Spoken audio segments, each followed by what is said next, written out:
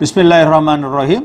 जब नबी करीम सल्लल्लाहु अलैहि वसल्लम सब बंदी कर रहे थे तो आपके हाथ में एक तीर का तीर मौजूद था हाथ में। आपने सफ़ों को बराबर कर रहे थे।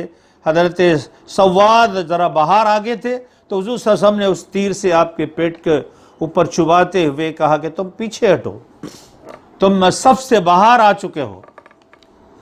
तो फौरी सवाद ने कहा कि अल्लाह के रसूल सल्लल्लाहु अलैहि वसल्लम, आपने मुझे तकलीफ़ दी है, आपने तीर से मुझे चुभवाया है और मैं इसका बदला लेना चाहता हूँ। जंग के लिए पूरे फौज तैयार है, अब जंग कुछ ही देर में होने वाला है। पूरे सहाबा कराम को गुस्सा आ जाता है कि ये सवाद क्या सवाल कर रहे हैं। अल्लाह के रसूल सल्लल्लाहु अलैहि वसल्लम उनके सामने पहुँचते हैं और अपने कुर्ते को उठाते हैं, कहते हैं कि सवाद तुम मेरा बदला ले लो मुझसे।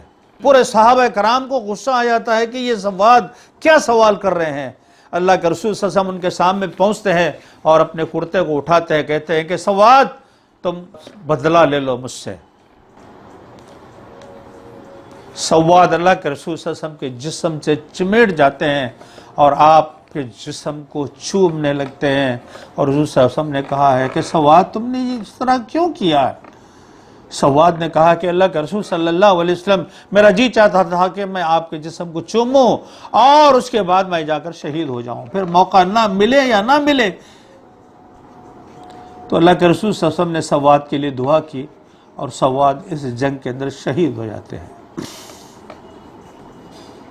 इस तरह नबी करीम सल्लल्लाहु अलैहि वसल्लम ये जंग बहुत ही अहमियत का हामिल है कि मुसलमान किसी भी तरह जंग जीते।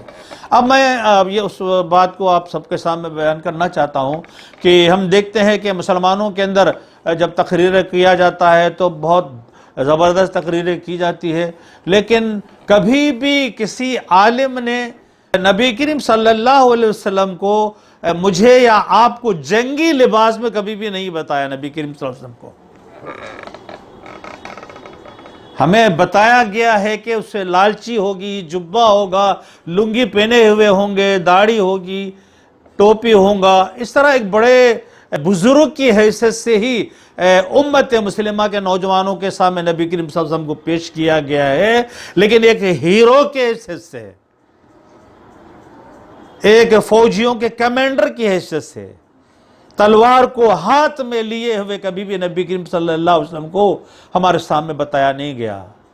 पूरा जंगी लिबास पहने हुए अल्लाह के रसूल सल्लल्लाहु अलैहि वसल्लम जंग के लिए निकले हैं और आप सामने चल रहे हैं, पीछे से पूरे फौजी चल रहे हैं, आप एक कमांडर की हैसियत से आगे जा रहे हैं। इस तरह का तस्वुर, इस तरह का तस्वीर मुसलमानों के अंदर जो नहीं खींचा गया है, बल्कि हमें तो इन चीज़ों से दूर रखा गया।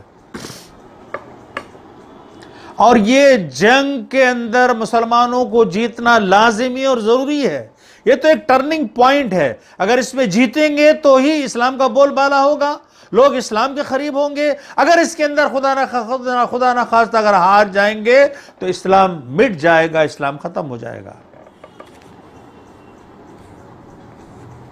इन पॉइंट्स के ऊपर मुसलमानों को, नौजवानों को सोचने नहीं देते, इन बातों को मुसलमानों को समझाने की कोशिश नहीं करते। तो नबी करीम सल्लल्लाहु अलैहि वसल्लम और ये बात कहा गया, ये जंग बहुत ही अहमियत का हामिल है कि मुसलमान किसी भी तरह ये जंग जीते। अगर मुसलमान हार गए तो इस्लाम की नाकामी होगी। इसलिए नबी करीम सल्लल्लाहु अलैहि वसल्लम ने जंग शुरू होने से पहले आप फिर हाथ उठाते हैं और अल्लाह से दुआ करते हैं। आपने जंग से पहले दुआ की खुदावंदे खुद्दूस से कि आगे हाथ फैलाकर आह व आज़ारी से रोते हुए आपने गिड़गिड़ा कर दुआ मांगने लगे कि अल्लाह, अगर आज तूने इस मुट्ठी भर जमात को हिला कर दिया तो फिर सरजमीन पर तेरी बंदगी ना होगी। क्या सिचुएशन था नबी करीम सल्लल्लाहु अलैहि वसल्लम को, क्या घबराहट थी होगी, कितना फिक्रमंदी होगी आपको कि जंग किसी भी तरह जीतना चाहिए। 317 हम हैं और हज़ारों की तादाद में सामने फौज मौजूद है, हमारे पास कोई साजो सामान नहीं है। तारीख के अंदर लिखा है कि मदीने वालों को जंग करने का कोई मौका नहीं मिला था, इसीलिए जब वो लोग तलवार निकालते थे तो तलवार जो है टूटा हुआ आधा या छोटा टुकड़ा, पाव टुकड़ा जो उनके हाथ जो है तलवार आया था। میرے اور آپ کے حبیب کو کتنی تکلیف ہوئی ہوگی، کتنا سوچتے ہوں گے، کتنے گھبرا رہے ہوں گے، کتنے اندر سے اللہ سے دعا کر رہے ہوں گے کہ ہماری جیت ہو، اس لیے کہ ایک ٹرننگ پوائنٹ ہے، مسلمانوں کی جیت ہوگی تو اسلام پھیلے گا۔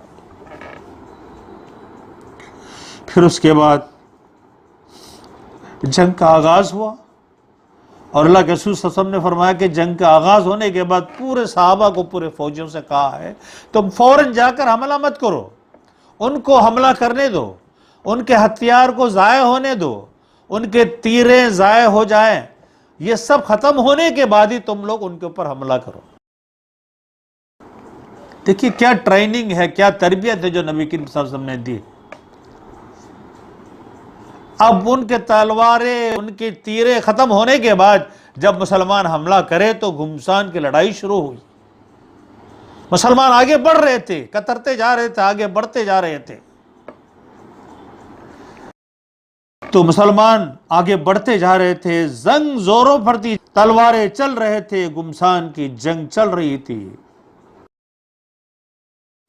پھر اللہ کے رسول صلی اللہ علیہ وسلم پھر اپنے خیمے کے پاس پہنچتے ہیں، پھر گرتے ہیں، پھر دعا کرتے ہیں، اے اللہ میں تجھے اس وعدہ اور عہد کا واسطہ دیتا ہوں جو تو نے مجھ سے کیا ہے، اے اللہ اگر یہ چند بندے مٹ گئے تو آج کے بعد روئے زمین پر پھر تیری عبادت نہ ہوگی۔ پھر سے رو کر پھر دعائیں مانگنے لگے تو ابوبکر صدیق صلی اللہ علیہ وسلم کہ اے اللہ کے رسول صلی اللہ علیہ وسلم بس بہت ہو گیا ہے، آپ نے بہت سے رو لی ہے، بہت سے اللہ سے مانگنے لگے ہیں۔ آپ کے کاندھے کو پکڑ کر نبی کریم صلی اللہ علیہ وسلم کو اٹھایا، حضور صلی اللہ علیہ وسلم کھڑے ہو گئے، آپ نے فرمایا ابو بکر خوشخبری ہے اللہ کی طرف سے،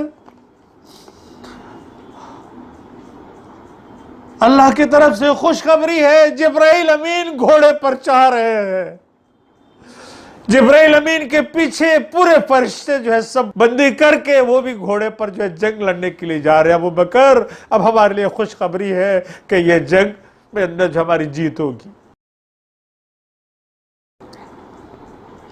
اس طرح اللہ تعالیٰ نے جبرائیل اور فرشتوں کو بھیجا اور اس جنگ کے اندر مسلمانوں کی کامیابی ہوئی، اور اس زمانے کا فرعون ابو جہل ڈھیر سا گر گیا، مر گیا، اور اس طرح جو کفار و مشرکین تھے کچھ لوگ بھاگ گئے، کچھ لوگوں کو ختم کر دیا گیا۔